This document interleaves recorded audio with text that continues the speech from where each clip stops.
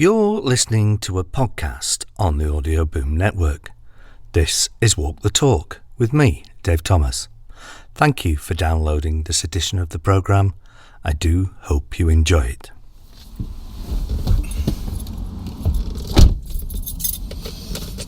You join me on a wet and grey Friday afternoon here in Lancashire. I've been invited to spend some time in Snowdonia, courtesy of the Curtis Palmer project, which is part of the Pilgrim Bandits charity, in order to record a podcast on their work. I'm not sure what to expect, and there is a long drive ahead, so I'd better crack on.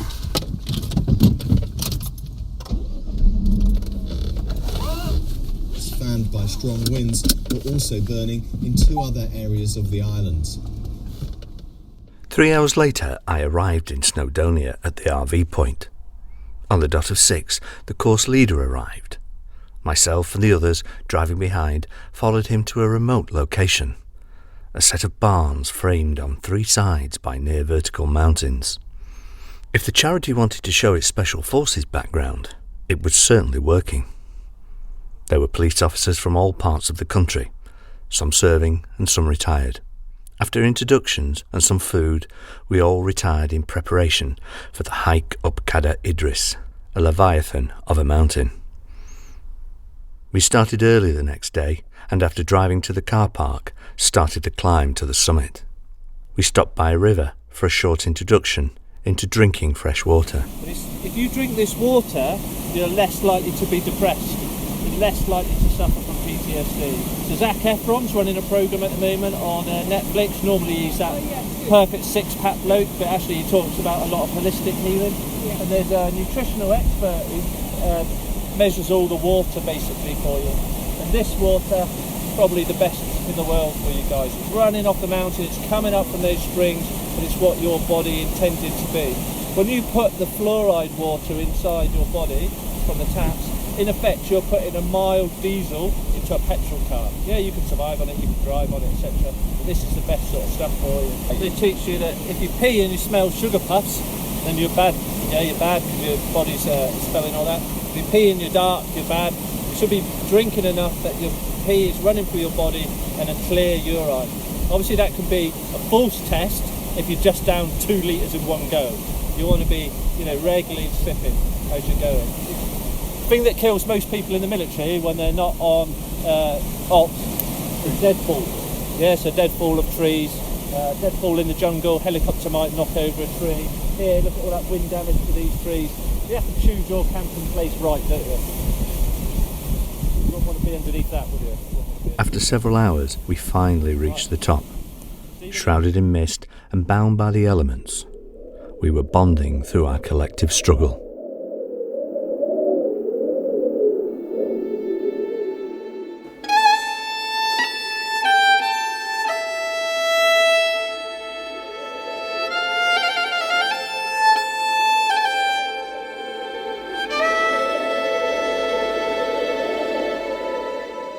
As we all left the summit of Cadair Idris, we took the path that slowly took us back down into the valley. As we came round with the mountain to our right, we stopped. It wasn't planned, nobody asked, we just did. And we all looked over to the mountain, the ridgeline cracking the sky apart from the land. We took our phones out and recorded a snapshot in time. Not like those poor folk at a rock concert, wanting to capture the moment without ever having lived it. We were all alive to what we were seeing, a living experience. Willing, allowing ourselves to be trapped into that moment. And our disbelief at what we had climbed with nothing more than our legs and our determination. Disbelief turning into self-belief for those broken souls who thought they weren't good enough, who brought their wounds to the mountain, who came down the other side a better person, where hope became a belief in self, where solitude became the foundation to reach out again.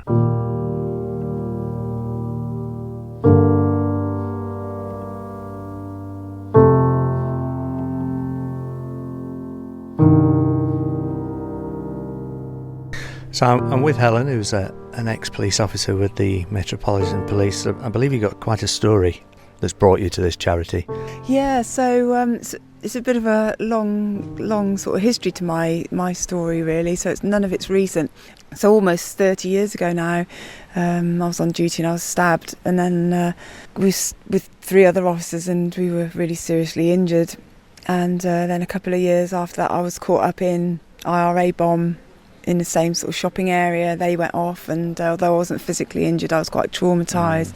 And that's and this is sort of the early 90s. And then I joined the firearms department, and in 1994 I got shot. So in summarising it all, in that sort of 4-year period, all that happened. And there just wasn't the awareness around mental health at the time at all. I was sort of pretty much burnt out at that point. And I was diagnosed about a year later with post-traumatic stress disorder, which was quite unusual really in the sort of mid-90s. So I was medically discharged with post-traumatic stress disorder, and that was it. Handed my warrant card in, and there was just no support at all. That was it. Carried on being a mum and had couple more children, and sort of life went on, and felt really that I was lucky to be alive, and that was it. And was very sort of physically active and sort of leaping way ahead. Last year I got asked to take part in the deadlifting world record to raise money for Rock to Recovery, the military charity.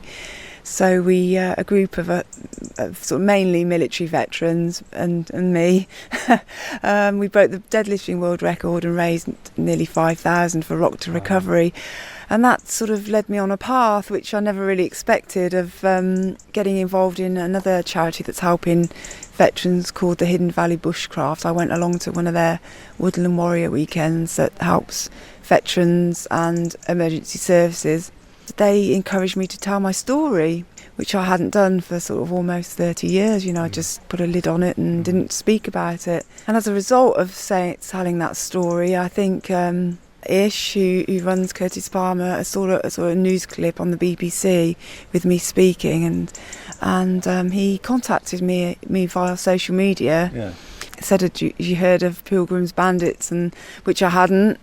We got in touch with each other, and he sort of helped me with a bit of public speaking to police forces, and then got invited along to this in Snowdonia. So that's sort of in a very sort of nutshell how it's all came about, really. So. Have you done anything previously with the charity Pilgrims Bandit? I know a few people have been to Norway and the Yukon River. They've been all over the place. Have you done anything similar?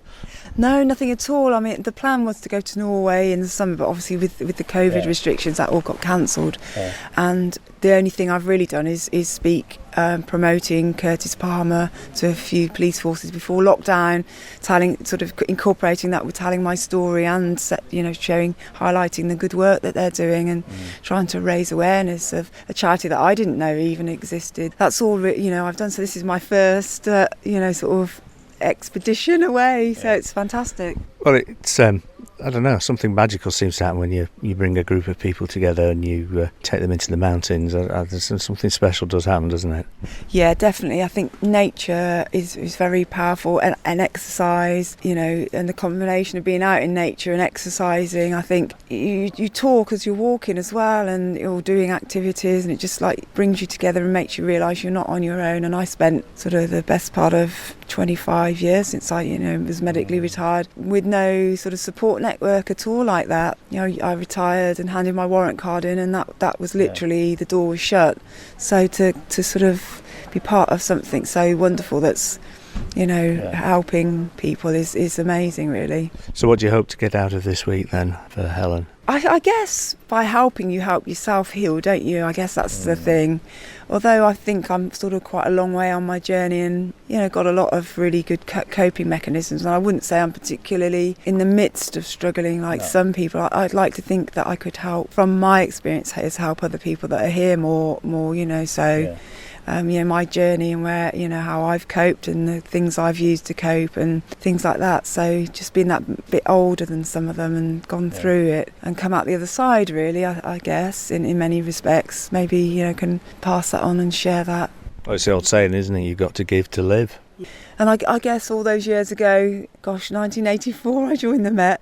When I was 18, I joined to help people, and so it's kind of come full circle, really. So it'd be wonderful to think, in whatever small way that, by sharing my story and that I can help other people.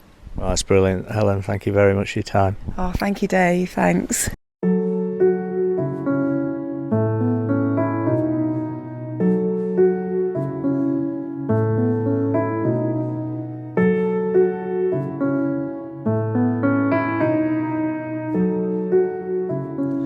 Most, if not all of this, would not have been possible without the man I'm about to speak to next. He is a trustee of the charity Pilgrim Bandits, who assists military veterans with physical and mental disabilities. The charity was exclusively set up for army personnel, but he reached out to the CEO after he noticed the similarities between the army and police and saw the benefits the charity would have for officers. The Curtis Palmer programme was named after a police officer who had a brain tumour and whose dying wish was to do a parachute jump. The mantra for the Armed Forces personnel they help is always a little further, and he believes that now extends to the policing family. He has worked tirelessly to help colleagues back on their feet after they had suffered physical injury or mental health illness, and earlier this year won the Inspiration Award from his own local police federation. I managed to catch up with him after we got back down from Cader Idris. You join us today in the beautiful countryside of Snowdonia, and I'm with a gentleman called Damien Isherwood. Damien, just tell us a little bit about yourself. As you say, Damien Isherwood, I'm an inspector in Thames Valley Police. I've been in the police about 20 years. Prior to that, I was in the Commandos for 8 years. I'm the national lead for the Curtis Palmer programme, which is an extension of the military charity Pilgrim Bandits. The Pilgrim Bandits, a military charity, have kindly extended their remit of help to the police, and now we help officers with mental health, PTSD and physical injuries try and get back to work in a better place. So what are some of the things that a charity's kind of concentrating on to help people, as you say, get back to a better place? So firstly, I think I'll just talk about the mental health within the police. Whatever role we're in, we constantly face negativity, and after a period of time, that's obviously going to have a detrimental effect. The number one and number two reasons nationally for sickness are PTSD and stress. And so what we do is we take a real 360 approach to that. So we offer free education, so free open university courses that are short courses around 4 to 6 weeks long, 2 hours a week in emotional intelligence and well-being. We take people on adventure training, so they get all that endorphins from physical activities and team building. And then we offer buddy systems, and we train people up to take people away on expeditions. So last year we took 14 officers kayaking down the Norwegian fjords. This week we're up in Snowdonia. We've got 20 officers up in Snowdonia based in some barns that we've rented. A really important thing to talk about the Curtis Palmer programme is it's free to the individual and to the force.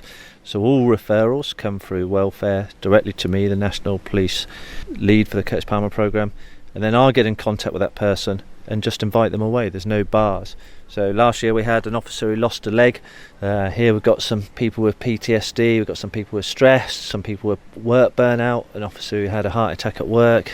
So a wide range of people, but it's just people who need a bit of help, and we're here to do that. We're here to, get people back to work in a better place so they have a better work-life balance, because our staff are an important asset. My force calculated that it spent £4 million on sickness in 1 year, and that's on PC hours times their hourly rate. Yeah. If we're going to win the fight on crime and we're going to invest on our staff, we have to have a real new approach to helping people with mental health, and this is I think one of the best approaches I've seen, which is why I'm involved in it. It's interesting, isn't it, that the Pilgrim's Bandit charity is based on military and special forces ethos, and I'm just curious as how that bleeds through into to what you're doing with police officers that are needing help through the Curtis Palmer programme. Yeah, so when we went to Norway, we had some officers with PTSD, and I paired them with some military injured veterans, and they really worked well together. So I paired an officer with PTSD with a double amputee lad who got both his legs blown off in Afghanistan. That combined working together really brings out a benefit to them both. You know, our principles are along the lines of the special forces, but also relate to the police. So the first one is selflessness. We will help anyone. The unrelenting pursuit of excellence, which is what we all want to do. We want to look at ourselves and improve. Ability to laugh at your own misfortune. And that we brook no sense of class. There's no rank on these weekends. You come away with me. There's no sir, there's no boss. You know, whatever rank you are coming here, you're one team, and we'll work together as one team. Now, I've been up Cadiz Idris today with you and the rest of the guys, and I was very impressed by how quickly people bonded together and did come together as a team. Yeah, you're bringing people from all different walks of life here. We've got officers from maybe 4 or 5 different forces, but you know, we've all got those. We all join the police for the same reason. We've all got those same morals and ethics. I think what we forget in the police is the constant drip of negativity is going to have an effect on people. At the moment, you and I, we're going to do 30-year careers. The new generation are going to do 35 years of careers. If we don't start early to look after them, running decompression weekends after critical incidents, running decompression weekends after things like PC Harper's murder, so those first people on scene after we've done all the evidence gathering, we're going to whisk them away, take them surfing, give them that safe environment to decompressurise with mental health workers in support, give them that 8 hours sleep, that good quality food, give them that support. Then that's the only way we're going to deal with long-term mental health. It's almost about prevention is much better than cure. And as you say, in police work, life's getting faster and faster, isn't it? And this is a way of just putting the foot on the football, really. You know, when you and I joined, I mean, I've only done 20 years. I know you've done a bit more than that, but we had a bar at the end of shift. You know, we'd go for a bar. We had team sports clubs and things like this. And now the shift officers, especially with the coronavirus as well, now there isn't that work-life balance. They come in, they're out to job straight away, they're working hard, and then that's it. They go home at the end of the day. Where is their decompression? Where is the time to build them up as a team, to make them feel valued? And that's where things like us have to come in, you know, where charities have to step in. I think forces need to take a responsibility. I think forces are getting better. I think most forces now have mental health experts or blue light champions. I think we're recognising it, and I think we're getting better, but, you know, there is an uphill struggle for us. Well, talking of uphill, and like I say, we've been up Cadiz Idris today. Fantastic walk. What does the rest of the week look like for the people that are here? Yeah, so tomorrow we've got some guys from the commandos just coming and teaching about survival, about setting up bashers and lighting fires and things like this, which are it's core skills that we use on our expeditions. And then we're going to climb Triffin, which is a nice mountain in the north of Snowdonia. Then we've got a day off where we're going to do some wild swimming with a person who believes that wild swimming is part of helping PTSD and stress. And then we climb Snowdon or walk up Snowdon, and then a further day. The way that I see it is, you know, I'm not a psychologist or anything like that, and I don't believe that there's one size fits all for curing PTSD or stress.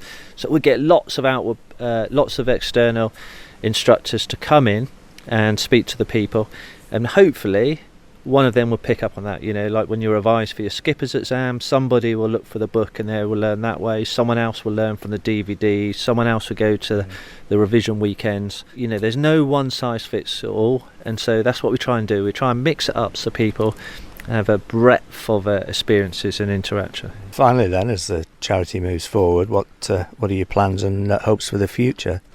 Yes, at the moment we're probably engaging with about 5 police forces. You know, we'd love to engage with 43 police forces. We'd love for every police force to be able to send us their staff. We're very lucky. We've got national lottery funding. We've got some funding from the Federation and from various different organisations.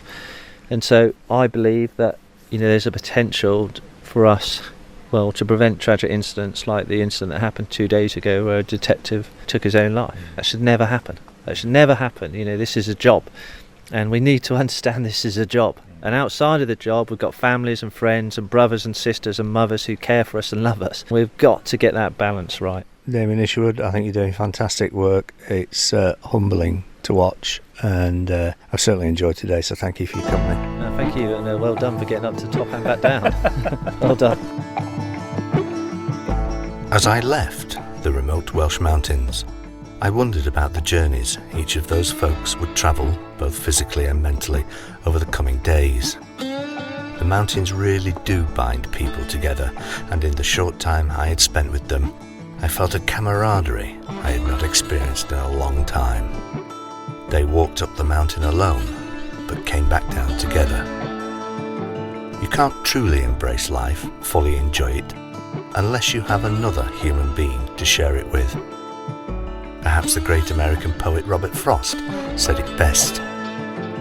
In 3 words, I can sum up everything I've learnt about life. It goes on. In all the confusions of today, with all our troubles, with politicians and people slinging the word fear around, all of us become discouraged, tempted to say this is the end, the finish. But life goes on. It always has. It always will. Don't forget that.